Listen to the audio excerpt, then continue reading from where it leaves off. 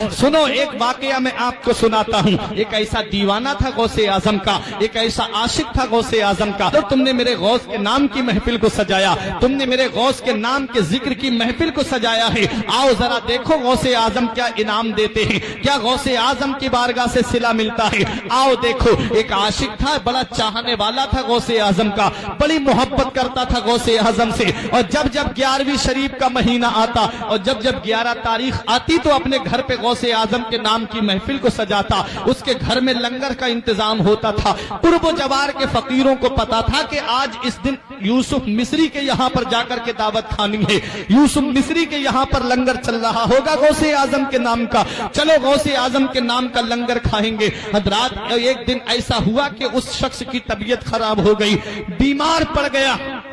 तमाम डॉक्टरों को घर वालों ने दिखा दिया, तमाम तबीबों को घर वालों ने दिखा दिया, लेकिन उसकी तबीयत में कोई सुधार पैदा नहीं हुआ। एक तबीब ने कहा अब इनको घर ले जाइए, अब इन्हें जो भी चीज मांगे इन्हें खिलाइए, अब ये ज्यादा दिन के मेहमान नहीं हैं। घर वाले उसको घर लेकर के आए, आंखों में आंसू थे औलाद की कि बाप का साया सर से उठने वाला है। बीबी रो रही थी कि मेरे शौहर का साया सर से उठने वाला है। उसने आंखें खोल के देखा, घर वाले रो रहे हैं। बोला रोते क्यों हो? कहा कि आप चले जाएंगे, आपके गम में रो रहे हैं। तो उस यूसुफ मिस्री ने कहा था, ए मेरे बेटो, ए मेरी बीबी सुन, मैं दुनिया से चला जाऊं तो क्या हुआ, लेकिन एक वसीयत करके मैं तुमसे जा रहा हूं कि मैं ये वसीयत तुमसे करके जा रहा हूं कि जो गौसे आजम के नाम की महफिल को मैंने सजाया है, जो गौसे आजम के जिक्र की महफिल को मैं अपने घर पे सजाता आया हूं, जो लंगर मेरे घर पे गौसे आजम का चलता आया है, वो लंगर कभी खत्म ना होने पाए, वो गौस की महफिल कभी भी बंद ना होने पाए। उस घर वालों ने कहा ये तरीका हम कायम रखेंगे। और यूसुफ मिस्री ने कहा अगर मेरा इंतकाल उसी दिन हो जाए तो सुनो, मेरे इंतकाल की खबर किसी को मत देना, किसी को मत बताना कि मेरा इंतकाल हो गया है। लोग मेरी मोहब्बत में आते हैं मेरे घर पे लंगर खाने के लिए, मेरे घर पे आते हैं लोग गौस का जिक्र सुनने के लिए, मेरी मोहब्बत में खाना पीना छोड़ देंगे। यूसुफ मिस्री कहता है मेरा इंतकाल हो जाए तो किसी को बताना नहीं, मेरे गौस का लंगर शान से खिलाना, मेरे गौस के नाम की महफिल को गौसे आजम के जिक्र की महफिल को शान से सजाना। हजरात गिरामी, यूसुफ मिस्री का इंतकाल उसी दिन हुआ जिस दिन मेरे गौस की महफिल सजी हुई थी, उसी दिन हुआ जिस दिन गरीब और मिस्कीन लंगर पे खाना खा रहे थे। अल्लाह अकबर। घर वालों ने यूसुफ मिस्री का जनाजा अंदर कमरे में ले जाकर के रख दिया, ऊपर से एक कपड़ा डाल दिया। मेहमान आ रहे हैं, खाना खा रहे हैं। खाना तनावुल करने वालों में एक फकीर भी बैठा हुआ था, गुदड़ी पहने हुए। सब खाना खा रहे थे लेकिन वो खाने को हाथ नहीं लगाए हुए था। घर वालों ने कहा खाना खा लीजिए। उस फकीर ने एक जिद पकड़ ली, बोले खाना खाऊंगा तो यूसुफ मिस्री के साथ में खाऊंगा, खाना खाऊंगा तो घर वाले के साथ में खाऊंगा। घर वालों ने कहा आप खाना तनावुल कर लीजिए। बेटे कहते हैं खाना खा लीजिए, खानदान वाले कहते हैं खाना खा लीजिए। यूसुफ मिस्री के लिए लोग कहते हैं कि अब आप उनको मत याद कीजिए। फकीर ने जिद पकड़ ली कि मैं खाना खाऊंगा तो यूसुफ मिस्री के साथ खाऊंगा। मत पूछ इन खरका पोशों को इरादत हो तो देख इनको, यते बैजा लिए फिरते हैं अपनी आस्तीनों में।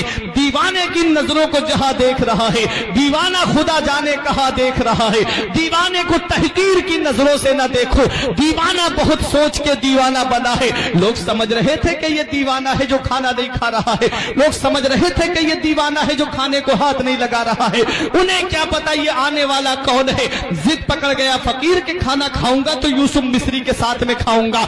लोगों ने देखा कि और लोग भी इसकी वजह से डिस्टर्ब हो रहे हैं, इसलिए एक बेटा हाथ पकड़ करके घर के अंदर लेकर के गया और फकीर से कहता है आप जो है जिस यूसुफ मिस्री की मोहब्बत में यहाँ पर आए हैं वो अब इस दुनिया में नहीं रहे। बेटे ने आंखों से आंसू पोंछ के कहा कि अब हमारे बाप इस दुनिया में नहीं रहे। फकीर से कहा अब तो खाना खा लीजिए। फकीर ने कहा खाना खाऊंगा तो उसी के साथ में खाऊंगा, यूसुफ मिस्री के साथ में। अल्लाह अकबर। बेटे ने कपड़ा हटा के चेहरे से दिखाया, ये देखो यूसुफ मिस्री का इंतकाल हो चुका है, ये देखो यूसुफ मिस्री अब इस दुनिया में नहीं है। मेरे गौस के नाम की महफिल सजाने वालों, मेरे गौस के नाम का जिक्र सजाने वालों, والوں، اے میرے غوث کے نام کی محفل میں آنے والوں، میرے غوث کی شان تو دیکھو، میرے غوث کا مقام و مرتبہ تو دیکھو۔ بیٹے نے کہا یوسف مصری کا انتقال ہو چکا ہے، اب چل کر کے کھانا کھا لیجئے۔ فقیر کہتا ہے کھانا کھاؤں گا تو اسی یوسف مصری کے ساتھ کھاؤں گا۔ دروازہ جب اندر جا کر کے سرہانے کی طرف کھڑے ہو کر کے فقیر نے یوسف مصری کے کان میں ایک بات کہی، یہ تیری کیسی مہمان نوازی ہے کہ ہمیں تو نے دعوت میں بلایا اور خود آرام سے سو گیا، اٹھ جا اللہ کا نام لے کر کے۔ اتنا کہنا تھا فقیر کا کہ یوسف مصری چارپائی پہ اٹھ کر کے بیٹھ جاتا ہے۔ اب ایک بھائی بھی خاموش نہیں رہے گا۔ یوسف مصری اٹھ کر کے بیٹھ گیا، قدموں پہ گر کے کہتا ہے آپ کون ہے جو میری مدد کر رہے ہیں؟ آپ کون ہے جو میرے کام آ رہے ہیں؟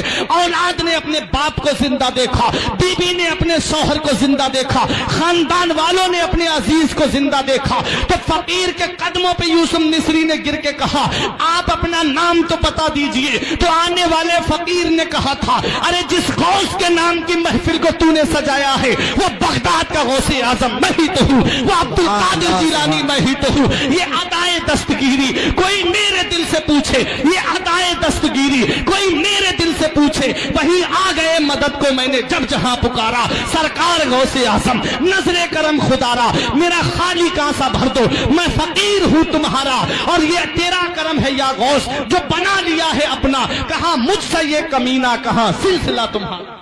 سبحان اللہ سبحان اللہ سبحان اللہ۔ غوث اعظم کے نام کی محفل ہے، یہ غوث اعظم کے ذکر کی محفل ہے۔ حضرات غوث اعظم رضی اللہ تعالیٰ عنہ کے نام کی محفل کو جس نے سجایا اللہ تعالیٰ نے اس کے گھر کو خیر و برکت سے بھر دیا۔